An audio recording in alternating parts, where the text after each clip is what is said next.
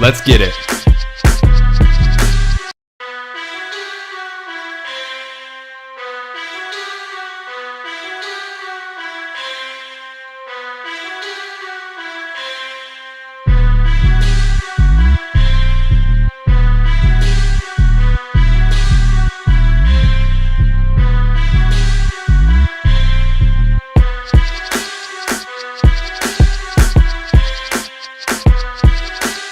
Let's get it. What's going on, everybody? Welcome to the SchuZ Show. I hope you guys are having a phenomenal Tuesday, and if you guys, or Wednesday, I should say. And if you guys are tuning in later on in the day, hope you guys are having a great rest of your guys' day as well. All right, so today's show is not going to be a very jam-packed show, but there's going to be a few different topics I want to get into on today's show. However, as always, though, if you guys do have any types of different questions or comments you guys want me to discuss on today's show, leave in the chat, and I'll make sure to answer those questions as they will pop up on the screen, and we'll dive into those questions from there. Also, if you guys are on YouTube, make sure to smash that like button for me. I always appreciate that. It helps with the show a lot. So we're just going to get into some boxing news today, some topics as well, as we now will start to pivot into the massive card going down in Riyadh, Saudi Arabia this weekend. Talking about Brian Norman, Devin Haney fight. I'm going to talk about that today. Also getting some other boxing news as well. I'm going to make sure we go with audio real quick. 1 second. All right, we are good to go. All right, so let's get right to the show now. We are good on audio. So I have this question proposed to you guys real quickly, and this is in regards to this. We have a big fight going down this weekend, and actually we have 4 massive ones going down in this Riyadh, Saudi Arabia card. But that being said, there is a couple interesting ones I want to get into. And the big one I want to talk about, which in my opinion is actually the main event of this weekend, now obviously not realistically, but hypothetically, is Brian Norman Jr. versus Devin Haney. At least for Americans, we know that this is the most significant fight. Abdullah Mason, obviously for him, he's going to go out there and possibly become the youngest world champion in all boxing. Ben Rodriguez is obviously a pound-for-pound top 5 fighter in my eyes. And then you obviously have David Benavidez. So lots of great talent, but this one right here means a little bit more. And so I want to propose this question to you guys. If Brian Norman Jr. goes out, and I don't just mean beats Devin Haney, but I mean if Brian Norman Jr. goes out there and KOs Devin Haney, we will be looking at one of the biggest stars in American boxing now. Listen, Brian Norman Jr. has quietly been rising up the rankings, and for those fans that know boxing, know this man is legit. We know he's got a great character. He has great energy about himself. He's a lot of fun fighter to watch. He's a very fun fighter to watch inside that ring.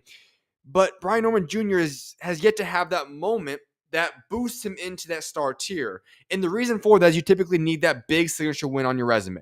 You need that signature moment. Now, the Jin Sasaki, which is the KO of the year so far in my eyes, is certainly qualified underneath that category right there. But that KO against a man like Devin Haney would all of a sudden make Brian Norman Jr. not just one of the most talented fighters, which we already know he is, especially under 25, but would make him one of the biggest names in American boxing today.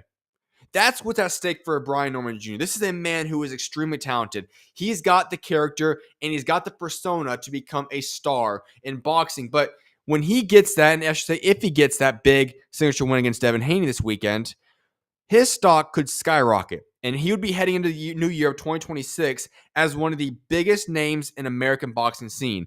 And on top of that, he would be the most feared man at 147 and possibly even, if he moves to 154 one day, would be a big, big threat at 154 as well. So a lot is at stake for Brian Norman Jr. this weekend because he has a chance to skyrocket his stock into areas that we could never imagine. Then for Devin Haney on the flip side, if Devin Haney does in fact move up to 147, defeats Brian Norman Jr. and becomes world champion, we're going to add, this man will be adding to his resume, which already includes the first undisputed lightweight champion of the modern 4-belt era, which he defeated George Kambosos Jr. In doing so. He's already a 2-division world champion, so that boosts him up into the 3-division world champion. And on top of that, this man would still have a undefeated record, which I know is critical in him trying to keep that after the Ryan Garcia situation. This man would have already had wins against Vasily Lomachenko, a 2-fight sweep of George Kambosos Jr., and he'd add a name like Brian Norman Jr. to his resume. Don't forget Reese Prograis is in that mix as well. Devin Haney has a lot at stake for himself this weekend as well. It was an underwhelming performance back in May when he last fought, but if Devin Haney can return to the ring this weekend and he defeats Brian Norman Jr., who I just raved about and talked about how talented this man is, we will be looking at a man in Devin Haney Jr. who you cannot deny how great this man is. I believe that Devin Haney Jr. is already overhated in his career. I do. And I get why people don't always like Devin Haney. I'm not saying you have to be a fan of him, but I do believe he has been overhated in his career. This man is extremely accomplished for his age while still being in his mid-20s. This man has always been a man that goes out there and picks some of the best opponents to go out there and fight. And this man has always typically performed, at least to what his standards are. It might not be entertaining for yourself, but you cannot deny that Devin Haney has the goods. This man is extremely skilled. And if he adds on to his resume of becoming a 3-division world champion, of continuing his undefeated record, of still remaining as the undisputed light champion, which was the very first one in the 4-belt era, if you add on this big win to his resume, you cannot deny the greatness of Devin Haney. What he will have accomplished at his age is something that very few boxers in the history of boxing have ever done. And so we have to realize that Devin Haney has a chance to do something special this weekend. I'm not sure if he will do it, but if Devin Haney does, in fact, go out there and defeat Brian Norman Jr., we need to start putting some more respect on this man's name, give credit where credit is due, because he will have earned it if he does go on and become a world champion at 147 on Saturday night. Other interesting news is this.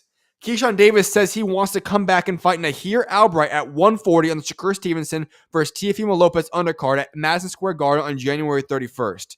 Now that's what I'm talking about. Listen, Keyshawn Davis made a fool of himself when he did what he did earlier this year. There's no denying that. He messed up. He made a mistake. But I've always been very, very clear on this. It does not mean that Keyshawn Davis's career is over. Sure, that's going to be a stain on his legacy, but his career is not over.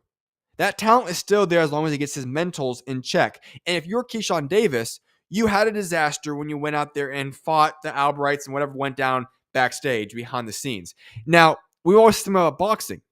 In boxing, you have the right to go out there and fight a man inside the ring. Whatever your beef is, you can legally do that within the confines of a boxing ring. And so if you're a Keyshawn Davis, from a marketing standpoint, and also getting whatever this beef is off your chest in a rematch with Nahir Albright, this makes perfect sense. You're moving up to 140. You can fight Nahir Albright, take care of that business inside of the ring, the right way to do it. And on top of that, you can go make your statement at 140 if you so deem. So if you are Keyshawn Davis, returning on the undercard Shakur Stevenson and Teofimo Lopez at MSG against Nahir Albright, I don't think there could be a more perfect way for Keyshawn Davis to return and kickstart what should be a big 2026 for him if his mentals are in check. So for Keyshawn Davis, a big situation unfolds for himself now. I love that idea, and I love to see Keyshawn Davis go out there and make a statement on January 31st if that is in fact the date he's going to return to the boxing ring. I talked about this briefly on Monday when Alexander Usyk relinquished his belt, no longer being the undisputed champion of the world. And I just want to elaborate on my thoughts on this. So, Alexander Usyk vacates his belt, no longer becoming the undisputed world champion at heavyweight. And I'll be honest about this. I'm not a fan of Alexander Usyk vacating the belts and never defending his undisputed world championships. Now, this is not a shot at Alexander Usyk. I know the stage of his career he's currently at. He's earned all the respect in the world. I'm not going to take any shots at Alexander Usyk. I'm just going to kind of take shots at the game behind this right now.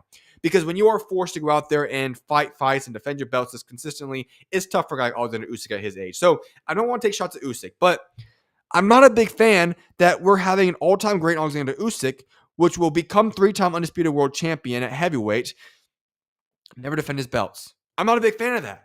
If I were to be the one in charge, I'd love to see Alexander Usyk go out there and defend the belts like they used to do back in the day. But I'm not going to fault the man Alexander Usyk. Sure, he could have gone out there and fought, now either defended against Fabio Wardley or Joseph Parker previously. But if you're Alexander Usyk, you're not going to fight that often. You're in the final fights of your career, so I get what's at stake right now.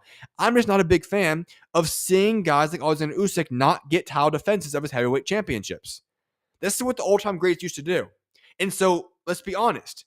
In this next 6, 7, 8 months, Usyk is going to become 3-time undisputed world champion at heavyweight. 3-time. With 0 title defenses. And from my perspective, I'm not a fan of that. I would love to have seen Alexander Usyk defend his belt and become the undisputed and then defend it multiple times, the way they used to do. And the truth be told, I think that means more for your career than this. Usyk is going to have on his resume 3-time undisputed, but he never lost in that time span. If you're Alexander Usyk, you could have been undisputed and have defended your belt multiple times in succession, and I don't think anybody would have beat him. He could have kept running the streak on. So, from my perspective, I'm not a big fan of this. I would have loved to see Alexander Usyk maintain those belts, defend those belts, But guess what? The business side of boxing keeps things moving. Usyk is not going to fight too many more times in his career. And now we're in a position that Alexander Usyk will become 3-time undisputed world champion at heavyweight, adding onto his undisputed cruiserweight belt within the next 6, 7, 8 months whenever he decides to go out there and fight the winner, whoever Fabio Wardley fights next in his first title defense. The last thing I want to get into on today's show, and if there are any comments or topics you guys want me to discuss on the show, make sure to leave it in the chat, and I'll make sure to go address them as that comment will pop up on the screen. Also, if you are tuning in on YouTube, make sure to smash that likes button for me. I always appreciate that, as that helps tremendously with the show. But is this? We're going to go back to what we've talked about multiple times now, and that's the Anthony Joshua-Jake Paul fight. Here is the news that we now have been released to us. Anthony Joshua was reportedly supposed to be a surprise fight on the Benavidez Yarde Haney Norman Saudi card this weekend until he received the Jake Paul offer and then pulled that fight. I'm just going to say this. It would not have been against anybody good. I forget there's a couple names being thrown out there. It was going to be against the back end of somewhere rankings of like the 80 to 100 range of heavyweights. It was going to be an easy fight for Anthony Joshua, which is essentially what Jake Paul is anyways. But he was supposed to just be thrown up on the card in Saudi Arabia this weekend. Jake Paul steals him from Turkey Al-Sheikh. It is what it is. As I've said before, the whole point here, and I know people are taking shots at everyone involved here, is this. Anthony Joshua needed a tune-up fight. He will have been outside of the ring for roughly 18 months. He needed a tune-up fight. It was always going to be that for him. Whether that was going to be a guy ranked 98th or whatever it might be in the heavyweight rankings, or that was going to be a YouTuber in Jake Paul, he was going to fight somebody that he was going to easily KO.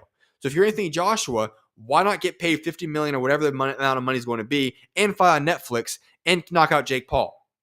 Makes plenty of sense for me. I've got nothing against it. But yes, it is reportedly true now, according to Eddie Hearn and sources, that Jake Paul was going to be, that Anthony Joshua was going to be fighting on the Benavidez and Yarde card, previously scheduled to fight, and now he's obviously scheduled to fight on the Jake Paul fight. So it is what it is. We're not going to have that fight on the card. Either way, it was going to be an easy win for Anthony Joshua. But I will add this. This is why I've gone on and said this multiple times. I don't believe that the Jake Paul-Anthony Joshua fight will be rigged. Now, questions will certainly emerge if Anthony Joshua does not KO Jake Paul. But Anthony Joshua is probably going to knock him out within 3 to 5 rounds is my guess. And guess why? Could he do it in the first round? Absolutely. Anthony Joshua does need some rounds underneath his belt, though, so I think he's going to try to get some rounds out of this. But on the end of the day, AJ needs the KO. He needs the KO to build up the fight process for the Tyson Fury fight, which should happen in late summer, early fall next year, as Turkey Al-Sheikh hinted at. That's what we have to all expect. So I don't think it's going to be a rigged fight. I know a lot of people are going to disagree with that, but guess what? One other side note I'm going to throw in there: the whole rigging aspect about the Jake Paul fights is kind of dumb in my opinion. If it's an exhibition fight, you can find a way around it. But just for legality purposes, for people out there listening, you cannot rig a fight that is better than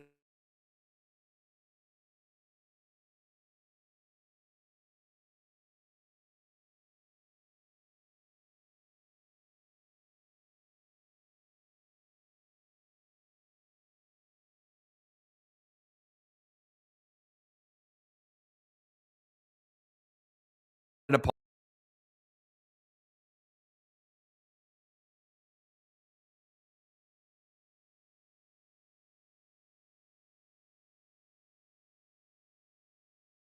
tomorrow. I'm not sure exactly what time it will be at, but I will be back live tomorrow. Make sure to tune in then. May God bless you guys all. Hope you guys have a blessed rest of you guys' day. And I'll see you guys back live on Thursday. May God bless you guys all. With that being said, SchuZ out.